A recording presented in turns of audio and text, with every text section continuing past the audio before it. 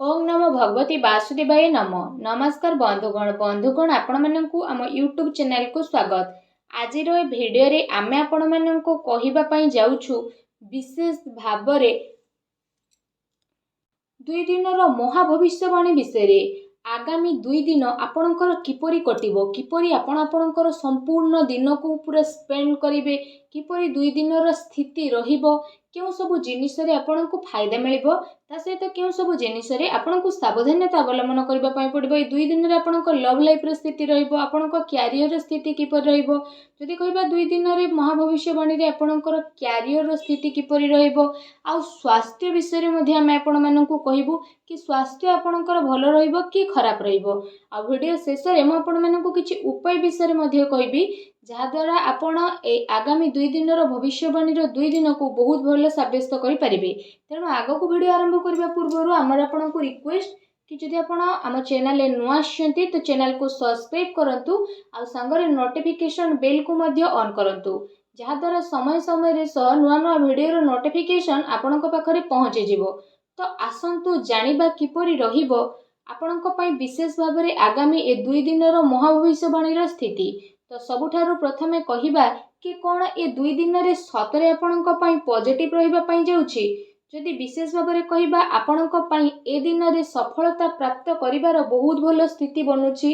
संतान पक्षंक ठारु संतुष्टि मध्ये आपणको विशेष रूप रे प्राप्त हेबो। समय अनुसार संतानक सहयोग मध्ये आपणको प्राप्त हेबो। ता सहित संतानकर कार्यकलाप तथा घर परिवार आवश्यकता उपरे आपण विशेष भाबरे आगको बढ़िबा पई ट्राई करिवे।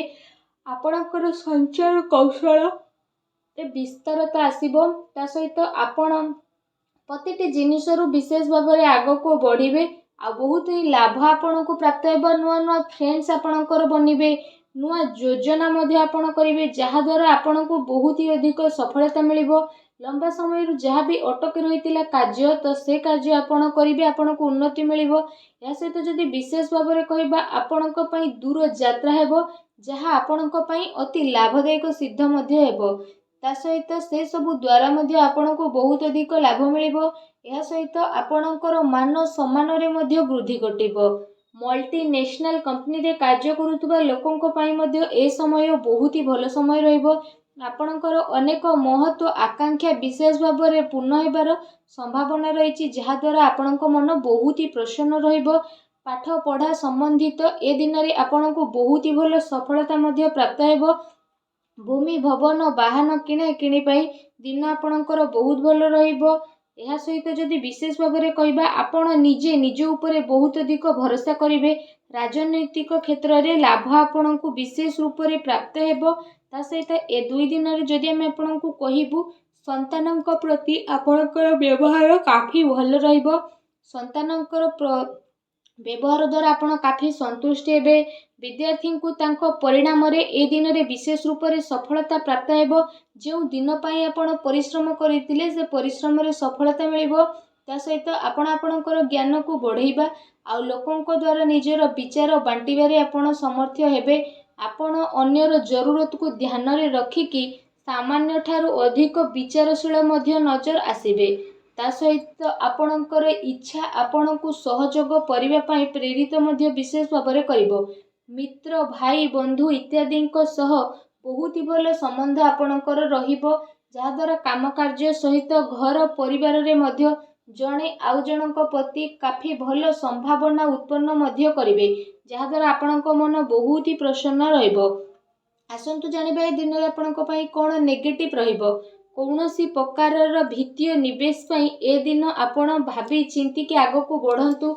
कौनसी क्षेत्र जदि विशेष भाबरे आपणको सुलझा नहीं कि आपण काम करबा पई ट्राई करंतु, एहा आपणक पई काफी भल रहिबो। ता सहित ए दिन रे आपण कौनसी अजणा स्थिति उत्पन्न मध्ये होई पारे, तेणु टिके सावधान रहतु। एहा सहित जदि विशेष भाबरे कहिबा आपणको आपणकर कार्य क्षेत्र रे टिके ध्यान देबार आवश्यकता रहिछि, कारण आपणक विरुद्ध रे ए दिन रे कौनसी षडयंत्र होई पारे, किंबा आपणक विरुद्ध रे किए कौनसी चाल मध्ये चली पारे, जोथि पई आपणको मान हानिर स्थिति उठेबाकू पड़िबो। आपण आपणकर कार्य पूरा ईमानदारी सह करंतु, କାହାକୁ ବି ପଇସା ଅଯଥାରେ ଦିଅନ୍ତୁ ନାହିଁ, ଯାହାଦ୍ୱାରା ଆପଣଙ୍କୁ ପ୍ରୋବ୍ଲେମ୍ ଫେସ୍ କରିବା ପାଇଁ ପଡ଼ିବ।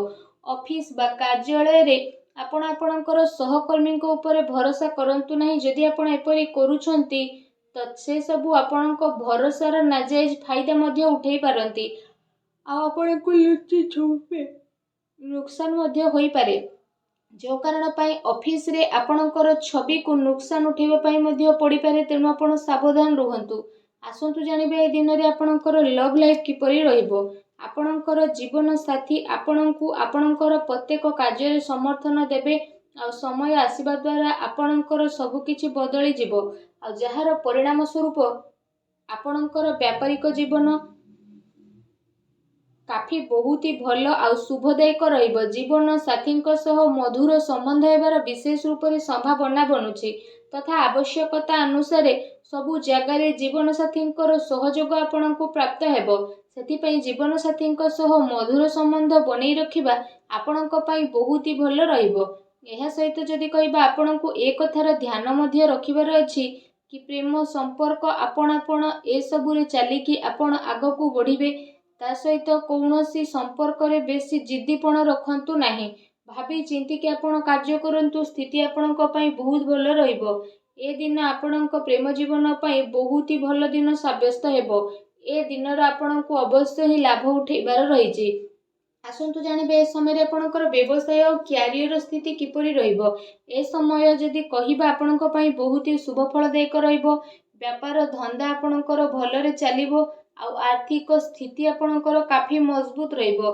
ଏ ସମୟରେ ଆପଣଙ୍କୁ ଆକସ୍ମିକ ଧନ ଲାଭର ଅନେକ ହିଁ ଯୋଗ ବନୁଛି, ଯାହାଦ୍ୱାରା ଆପଣଙ୍କ ମନ ବହୁତ ହି ପ୍ରସନ୍ନ ରହିବ। ତା ସହିତ ଯଦି କହିବା, ଆପଣଙ୍କୁ ଆପଣଙ୍କର କାର୍ଯ୍ୟରୁ ଏ ଦିନରେ ବହୁତ ଭଲ ଲାଭ ମିଳିବ, ଆଉ ଆପଣଙ୍କୁ ଆପଣଙ୍କର କ୍ୟାରିୟରରେ ଆପଣଙ୍କର ସ୍ଥିତି ବହୁତ ହି ମଜବୁତ ରହିବ। ଯଦି ଆପଣ କୌଣସି ମିତ୍ରଙ୍କ ସହ କିଛି ବ୍ୟାପାର କରୁଛନ୍ତି ତ ସେସବୁ ଦ୍ୱାରା ମଧ୍ୟ ଆପଣଙ୍କୁ ବିଶେଷ ଭାବରେ ଅଧିକ ଲାଭ ମିଳିବ। ଚାକିରି କରୁଥିବା ବ୍ୟକ୍ତି ବିଶେଷଙ୍କ ପାଇଁ ଏ ଦିନ ମିଲା ଜୁଲା ମଧ୍ୟ ରହିବାକୁ ଯାଉଛି। ବିଦ୍ୟାର୍ଥୀଙ୍କ ପାଇଁ ଏ ଦିନ ବହୁତ ହି ଭଲ ରହିବ। ଆସନ୍ତୁ ଜାଣିବା ଏ ସମୟରେ ଆପଣଙ୍କର ସ୍ୱାସ୍ଥ୍ୟ କିପରି ରହିବ। ଯଦି କହିବା, ଅନ୍ୟମାନଙ୍କର ସ୍ଥିତି ଆପଣଙ୍କ ସ୍ୱାସ୍ଥ୍ୟକୁ ପ୍ରଭାବିତ କରିବ। ସେଥିପାଇଁ ନିୟମିତ ଏବଂ ଭଲ ଦିନଚର୍ଯ୍ୟାର ଆପଣ ପାଳନ କରନ୍ତୁ। ସେଥିପାଇଁ ଆପଣ ଆପଣଙ୍କ ଖାଦ୍ୟପେୟ ଉପରେ ଧ୍ୟାନ ଦିଅନ୍ତୁ। ତା ସହିତ ନିଜ ସ୍ୱାସ୍ଥ୍ୟକୁ ଆହୁରି ଅଧିକ ଭଲ ରଖିବା ପାଇଁ ଆପଣ ପ୍ରତ୍ୟେକ ଦିନ ଯୋଗ କରନ୍ତୁ, ବ୍ୟାୟାମ କରନ୍ତୁ ଏବଂ ସୁସ୍ଥ ରୁହନ୍ତୁ। ଆସନ୍ତୁ ଜାଣିବା ଏ ଦିନରେ ଆପଣଙ୍କ ପାଇଁ କ'ଣ ବିଶେଷ ଉପାୟ ରହିଛି। ଏ ଦିନରେ ଆପଣ ବିଶେଷ ଭାବରେ ସ୍ନାନ କରିସାରିବା ପରେ ଗୋଟେ ନଡ଼ିଆକୁ ବିଶେଷ ଭାବରେ ହଳଦିଆ ବସ୍ତ୍ରରେ ବାନ୍ଧିକି ଆପଣ ଗରିବ ଲୋକଙ୍କୁ ବାଣ୍ଟି ଦିଅନ୍ତୁ। ତା ସହିତ ଗାଈକୁ ଖାଇବାକୁ ଦିଅନ୍ତୁ ଓ ଆପଣ ବିଶେଷ ଭାବରେ ସୂର୍ଯ୍ୟଦେବଙ୍କୁ ଜଳାର୍ଘ୍ୟ ଅର୍ପଣ କରନ୍ତୁ। ଏପରି କରିବା ଦ୍ୱାରା ଆପଣଙ୍କ ଜୀବନରେ ଯାହା ବି ଛୋଟ ମୋଟ ପ୍ରୋବ୍ଲେମ୍ ଚାଲୁଛି, ଯାହା ବି ଅଶାନ୍ତି ଚାଲୁଛି, ସବୁ ଦୂର ହେବ ଆଉ ଶୁଭଫଳ ପ୍ରାପ୍ତ ହେବ। ଭିଡ଼ିଓଟି କେମିତି ଲାଗିଲା ଆମକୁ କମେଣ୍ଟ କରିକି ନିହାତି ଜଣାଇବେ। ଚ୍ୟାନେଲରେ ନୂଆ ଆସିଥିଲେ ଚ୍ୟାନେଲକୁ ସବସ୍କ୍ରାଇବ୍ ମଧ୍ୟ କରିବେ। ଧନ୍ୟବାଦ।